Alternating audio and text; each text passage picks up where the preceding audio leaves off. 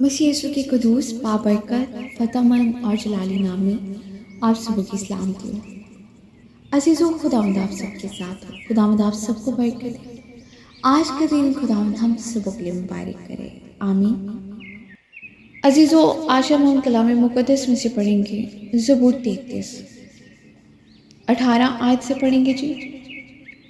देखो, खुदावंद की निगाह उन पर है जो उससे डरते हैं, जो उसकी शफ़क़त के उम्मीदवार हैं, ताकि उनकी जान मौत से बचाए और कहर में उनको जीता रखे।